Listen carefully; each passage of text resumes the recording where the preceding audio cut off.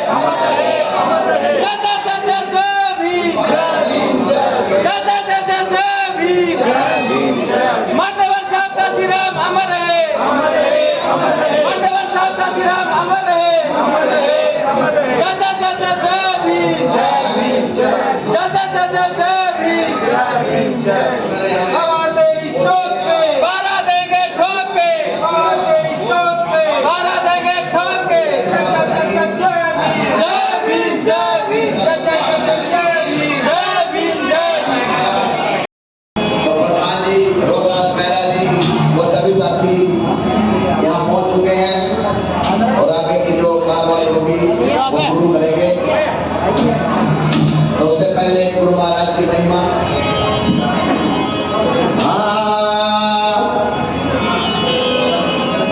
रविदास जन्म के कारण होत न कोई नीच, नर को नीच कर डार है, हो छे कर्म की कीच। हरि तो हीरा छोड़ के जो करे आन किया,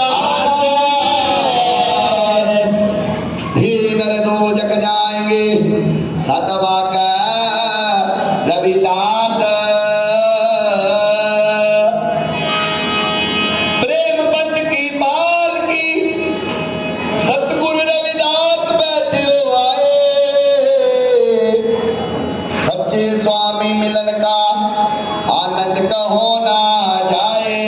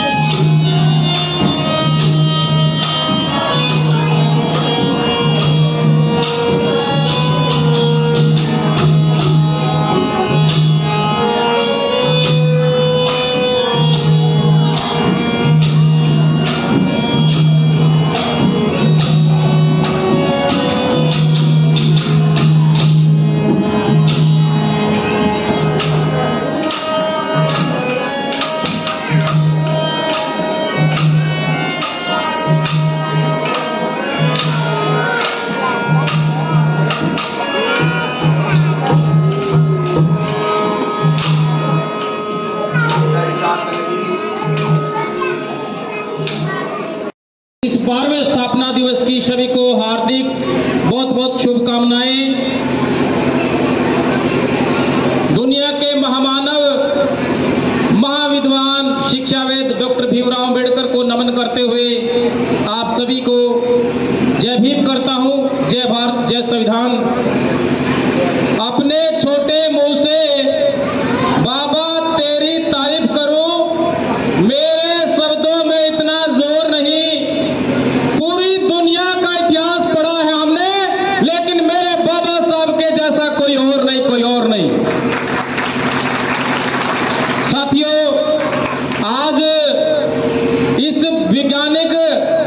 वे साथ साथ चल रहे पाखंड के दौर में जैसा कि आप सभी देखते हैं, बहुत सारे बाबा हैं जो जिन्होंने समाज में बड़ा गंद मचा रखा है। ये दो ही बाबा हैं जो इस दुनिया में बड़े दाग बेदाग हैं, संत गुरु रविदास जी महाराज और बाबा साहब डॉक्टर भीमराव अम्बेडकर। इनसे बड़ा बाबा इस दुनिया में कोई नहीं है। और जहां पर बाबा साहब डॉक्टर भीमराव अम्बेडकर की बात आती है, संत गुरु रविदास जी महाराज की बात आती है, तो बाबा साहब ने कहा सबसे पहले का बाकी काम बाद में होंगे। शिक्षित बनो नहीं, शिक्षित करो, संगठित बनो और संघर्ष करो, आंदोलन करो। ये बाकी संघर्ष और संगठित ये बाद के विषय हैं। सबसे पहले हमारा विषय जो है शिक्षा। और शिक्षा किसको कहा जाता है कि बाबा साहब डॉक्टर अम्बेडकर ने कहा कि केवल किताबी ज्ञान लेना, हाथों में डिग्रियां लेना, पढ़ाई लिख के बड़ी नौकरी चले जाना, ये शिक्षा नहीं है। क्योंकि यदि आप जिस समाज से पल बढ़ करके बड़े हुए हैं, कोई भी व्यक्ति अकेला अपना विकास नहीं कर सकता। उसको अपने विकास के लिए, आगे बढ़ने के लिए समाज के लोगों की जरूरत होती है। कभी कभार हमारे घर में वो कहते हैं ना, एक समय के लिए तीनी भी नहीं होती तभी पड़ोस से आग मांग के लेके आते थे ना, तो ये सहयोग होता है। और इस तरह से व्यक्ति को भी आगे बढ़ने के लिए सहयोग होती। मेरे घर में इतनी गरीबी होती थी, मेरे पापा दूसरे से उधार लेके मेरी फीस दिया करते थे। ये होता है सहयोग। तो कोई भी व्यक्ति अपना विकास अकेले नहीं कर सकता, समाज की उसको जरूरत होती है। और बाबा साहब अम्बेडकर ने कहा कि जब आप विकसित हो जाओ, सफल हो जाओ, ऊंचे पदों पे चले जाओ, तो फिर आपको पे बैक टू सोसाइटी। जिन्होंने महापुरुषों को पढ़ाया, समझा, जाना है, प्रत्येक आदमी चाहे बड़ा बिजनेस करता है, चाहे नौकरी करता है, चाहे मेहनत मजदूरी करता है, समाज के विकास के लिए अपनी कमाई का 5% 20वां भाग बाबा साहब ने कहा कि एक समय का भोजन समाज के विकास के लिए दान करो।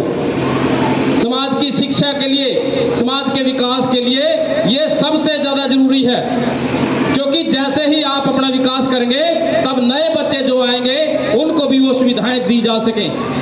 और ये धन्य है ऐसे साथी जो इस तरह से विरले ही लोग पैदा होते हैं। और हर गांव में एक दो कोई कभी कभार ही पैदा होते हैं, और उनका मजाक भी बनाया जाता है जो समाज में काम करते हैं। बड़ी दिक्कतों में, बड़े संकटों में वो काम करते हैं, और बहुत उन पे आरोप भी लग जाते हैं कई बार। तो शिक्षा ऐसा रसायन है, बाबा साहब जो कहते हैं, शिक्षा ऐसा खतरनाक रसायन है जिससे समाज में बड़े से बड़े बदलाव लाए जा सकते हैं। और इस दुनिया में जितने भी बड़े बड़े बदलाव हुए हैं, वो सारे के सारे शिक्षित और नास्तिक लोगों ने किए हैं। और शिक्षा से जो हर तरह के बदलाव पहले भी हो चुके हैं और आज भी ऐसा हो सकता है। Education is the most powerful weapon can to change the society. Baba Saheb कहते हैं 100 दिन जीने से अच्छा है 4 दिन जिंदगी के अच्छे जियो, शिक्षित बन के जियो। और शिक्षा जो शेरनी का दूध है, वो शेरनी जैसे जो बच्चे पैदा होंगे तो कब पैदा होंगे? जब उनकी माँ शेरनी जैसी होगी। तो उसके लिए हमें क्या करना होगा कि अपनी माता बहनों की शिक्षा पर विशेष ध्यान देना होगा। और मैं अपनी बहनों को भी एक जाते जाते एक विश्वास चाहूंगा, हे मेरी बहनों, आप कोई भी ऐसा काम ना करें कि जिससे आपके माता पिता को, हमें समाज में कहीं शर्मिंदा होना पड़े। आप सबसे पहले सफल हो जाइए। और मेरी चाची ताई जो बैठे हैं ना, आपको इनकी शादी पे आके दहेज गहने कुर्सी मेज की कोई जरूरत नहीं है। इनको पढ़ा लिखा करके दहेज में एक डिग्री लेके भेज दे, कल को ऑफिसर लग जाए ना फुलिया साहब की तरह, पता नहीं कितना दहेज खरीद लेगी। और पड़ोसी का तो वैसे सारा लगा देगी वो, जैसे ये लगा रहे हैं। जैसे अपनी शहीद कैप्टन पूनम रानी है, कितनी बड़ी उस पे गई, आज उसका नाम चलता है इस हरियाणा में। तो इस तरह से उनको एक अच्छी काबिल बेटी बनाइए। और मेरी चाची दाई जो है, जो कल को हमारी बहनें अगले घर में बहू बन के भी जाती हैं, तो वो ये सोचते हैं कि अब मेरी बेटी आगे रानी बन कर रहे, तो दूसरे की बेटी को भी अच्छा रानी बना के, अपनी बेटी बना के स्वीकार करे, अपनी बहुओं को भी इज्जत करे, और जो बेटी आगे जाती है अपने सास ससुर की भी इज्जत करे। इसी के साथ जय भीम, जय भारत। धन्यवाद शक्ति जी। साथियों, भाषण सुनते होंगे, कभी और किसी का सुनते हो, कोई घंटों के भाषण किसी कोई गुरु जी का सुनता होगा, कोई इनका सुनता होगा, तो आप उनको सुनते हो, लेकिन ये नहीं सुनते क्योंकि ये तो है नहीं। और ये जो लोग बैठे हुए हैं ये पैदा करते हैं उन भाषणों को। तो जहाँ पे जो अच्छा आदमी है वो अच्छा आदमी, अब मेरे जैसे वो यहाँ बुलाएंगे लास्ट में बोलने के लिए देंगे, तो चलो मेरा अपना मंच है, चीफ गेस्ट बनाया हुआ, इसलिए नहीं तो आपसे पहले 5 बार मूल्य लगा चुके होते हैं, बहुत हो गया, 2 मिनट से ज़्यादा हो गया, 5 मिनट से ज़्यादा हो गया। तो 2 मिनट के अंदर कोई इंसान जो है कैसे किसी को सारी दुनिया बता सकता है ऐसा। तो इसलिए ये चीज़ें, इन कमजोरियों को हमें दूर करना होगा और इन जैसे लोगों को और पैदा करना होगा, इनका भी मदद किया करो। ये हमारे थोड़े जो लोग हैं इनको फाइनेंशियली मदद करो, इनको बुलाओ, इनको मान सम्मान दो, ताकि यही हमारी आवाज़ को आगे पहुँचाएंगे। नहीं तो 50 आदमी तक रह जाएगी, तो 50 से तो दुनिया नहीं बदलनी है, इसको 5 लाख तक पहुँचना होगा, तब जाकर के कुछ बदलाव भी सके होगा। और इन लोगों को जिनके पास पैसा नहीं है उनका चूल्हा जलाने के लिए, तो आप लोग मदद करो इनको, ताकि इस जैसे ये लोग भी बने और भी बने, और हमारे जैसे जिसमें भी इनको लगे कोई दम है, सब में नहीं होता दम, मेरे में दम है, क्योंकि हमने बिना शादीशुदा, मैंने भी, मेरे छोटे भाई ने भी पूरी जिंदगी ऐसे ही गुजारी, वह आध्यात्मिक चक्रों में चले गए। मैं ये भी कहना चाहूँगा कि आध्यात्मिक चक्रों में मत जाना, इतने सारे गुरु भगवान ये हैं। मैं 40 साल तक किसी एक आध्यात्मिक संस्था के धर्मात्मा के साथ रहा, फिर मैंने उसको छोड़ना पड़ा, तो उन सब में अपने स्वार्थ में, उसमें हम अपने समाज का भला नहीं कर सकते और हमारा समय और पैसा उनमें चला जाता है। इसलिए अपने समय पैसे को बचा कर रखो, अपने परिवार में लगाओ, अपने स्वास्थ्य पे लगाओ, अपने जो लोग हैं, अपने जो रिश्तेदार हैं उनको आगे बढ़ाने में लगाओ, अपने समाज के लिए लगाओ, अपने घूमने फिरने, अपना नॉलेज बढ़ाने, अपने ज्ञान अर्जित करने में लगाओ, तो और बिजनेस करो। क्यों? क्योंकि ये जो रोजगार है आप देख रहे हो, सरकारी रोजगार कम हो रहा है, और ना भी कम हो रहा हो तो उसमें अब 2 लाख 3 लाख से ज़्यादा की तनख्वाह नहीं है, और उसके अंदर वो फ्रीडम नहीं है जो मेरे समय पे थी, जब मैं डीसी था, जब मैं कमिश्नर था। आजकल के समय में आईएएस में भी, आईपीएस में या उनमें भी बहुत लोग दुखी हैं। कोई टीचर लगा है तो वो भी दुखी है, वो है तो वो भी दुखी है। अपने रोजगार खोलो, अपने रोजगार में आप मास्टर हो, एक दिन जाना हो जाओ, 2 दिन जाना हो जाओ, सारे नीचे जो होंगे आपको सलाम मारेंगे, ये करेंगे, और करोड़ों रुपए के आपके पास चीज़ें आएंगी। तो वो मिलजुल करके जो है अपने रोजगार, अपनी सर्विसेज, अपने, ये कंप्यूटर का ज़माना है, IT का ज़माना है, बच्चों को कंप्यूटर सिखाओ, यहाँ कंप्यूटर सेंटर खोलो, और कंप्यूटर में बच्चे लाखों कमाएं, करोड़ों कमाएं।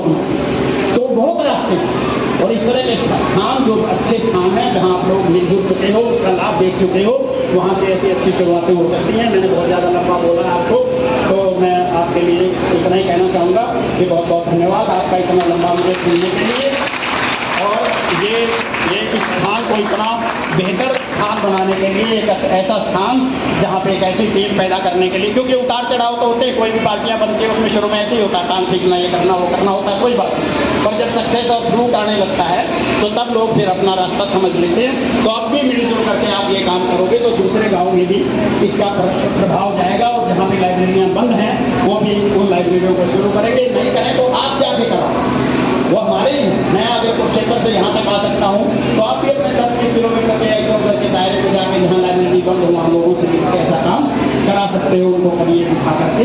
तो इन्हीं शब्दों के साथ मैं आप सबको बहुत बहुत शुभकामनाएं कहता हूँ और धन्यवाद कहता हूँ, और बाबा साहब से ये प्रार्थना करते हुए, गुरु महाराज से ये प्रार्थना करते हुए कि आप सबका स्वास्थ्य अच्छा रहे, और हमारी माताएं बहनें जो हैं वो अपने घर में बहुत जिम्मेवारी से रहें, सुख से रहें, अपने बच्चों का ध्यान रखें, अपने पतियों का, और उनका एक अच्छा माहौल बना करके अगली पीढ़ी, ये जो पिछली पीढ़ी है, मैं ये चाहता हूँ कि हम कब्र में जाने से पहले इसमें मेरे जैसे बच्चे पैदा करके चले।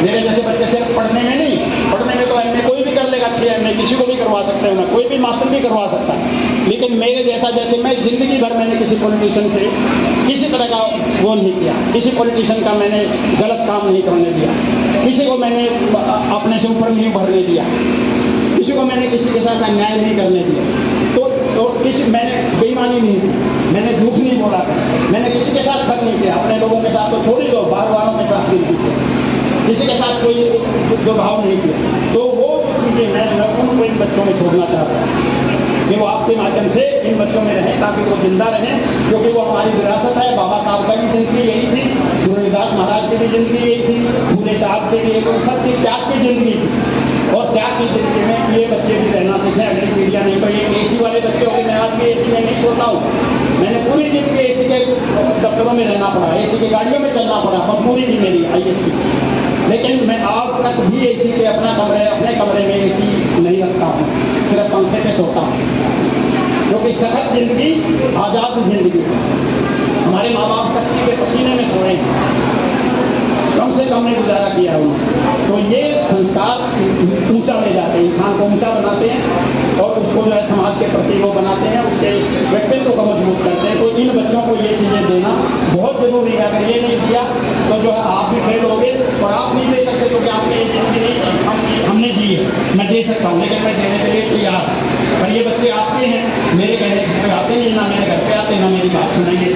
आप इनको लेके आएंगे, आप ऐसी व्यवस्थाएं बनाएंगे तो मेरे जैसे, मैं अकेला नहीं हूँ, ऐसे हमारे समाज में यहाँ हरियाणा में और बाहर सैकड़ों ऑफिसर हैं जिनकी जिंदगी ये बच्चे जो है वो सीख करके जो है एक नया जीवन अपना बना सकते हैं और एक अच्छी पर्सनैलिटी अपनी बना सकते हैं। तो मैं ये उम्मीद करता हूँ कि ये सारी चीज़ों की शुरुआत करने में आप लोग अपना सहयोग करेंगे। बहुत बहुत धन्यवाद। मैं मास्टर गुरमेल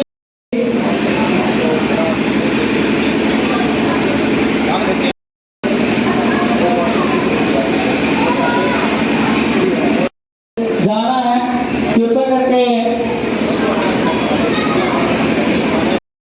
सौरभ जी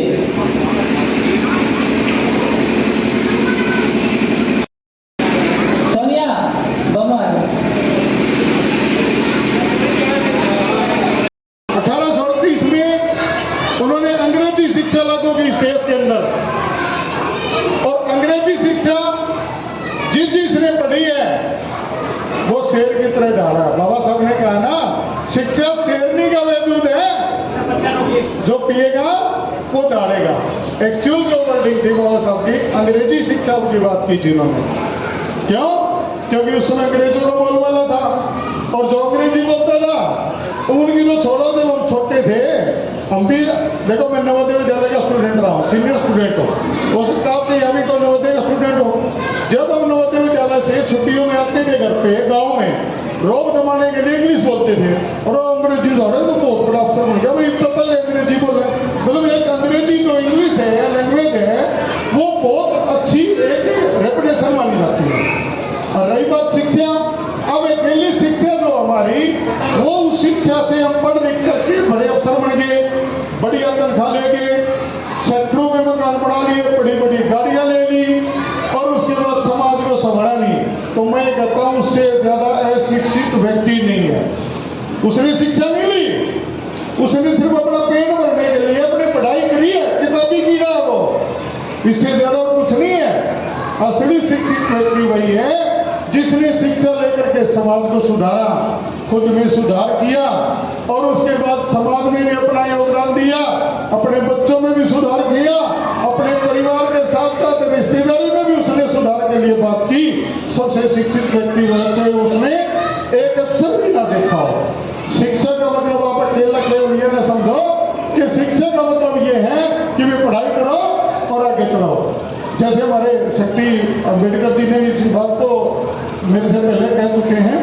और सबसे ज्यादा शिक्षित हमारी महिलाओं के अंदर होना चाहिए, शिक्षा ज्यादा हमारी महिलाओं के अंदर होना चाहिए। मेरी बेटी बहन जो बैठी हैं, मैं ये कहता हूँ यदि ये शिक्षित हो जाती हैं, अच्छी पढ़ाई कर लेती हैं, अच्छा आचरण अपना लेती हैं, तो ये दो घरों को संभालती हैं।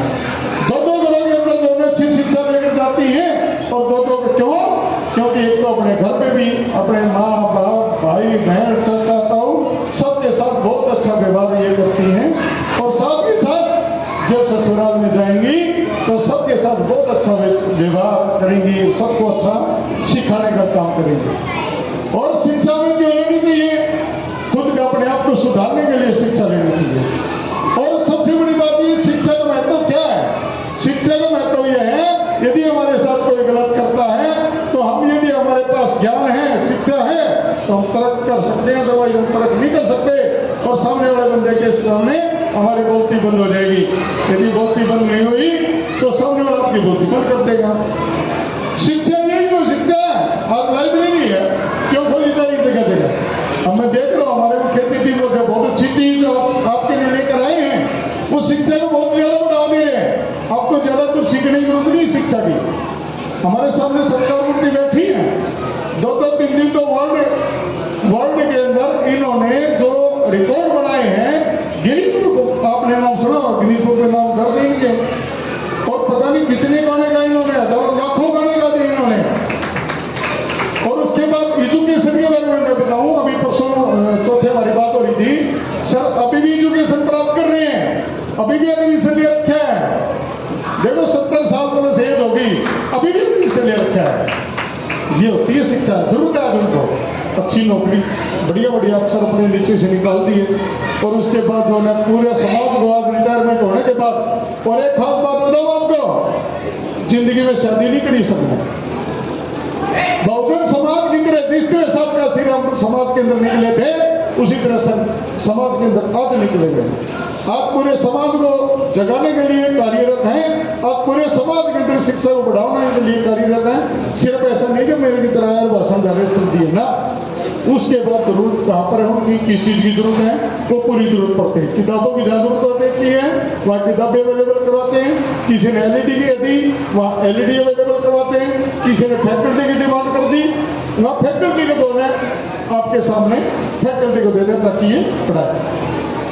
और हमारे समाज के बहुत सारे युवा साथी, मैं देख रहा हूँ साथी अशोक जी यहाँ बैठे हैं, अशोक धानिया जी, अब ये भी एक हमारे साथी पाटला जी थे, आज उनके फादर का एक्सपायर हो गए थे, राजदीन है वो भी चल रहे हैं। मतलब ये मान लो कम पढ़े लिखे लोग भी आज हमें उनसे शिक्षा प्राप्त करनी चाहिए, हमें उनसे शिक्षित होना चाहिए, शिक्षा लेनी चाहिए, हमें सीखना चाहिए उनसे, यानी कुछ सीखना ही शिक्षा है। और हमने शिक्षा का ये मान लिया भाई MA कर ली, BA कर ली, B.Ed कर ली, और जो है ना उसके बाद हो गए शिक्षित। आपकी जो शिक्षा भारत के अंदर जो शिक्षा दी जा रही है वो बिल्कुल थर्ड क्वालिटी की है, और ये शिक्षा सुधारने की जरूरत है। लेकिन विदेशों के अंदर जो शिक्षा है, मैं आपको बताना चाहूंगा, विदेशों के अंदर जो शिक्षा है वो शिक्षा एक बहुत अच्छी शिक्षा है, वो जरूरतमंद की शिक्षा है। जरूरतमंद कैसे?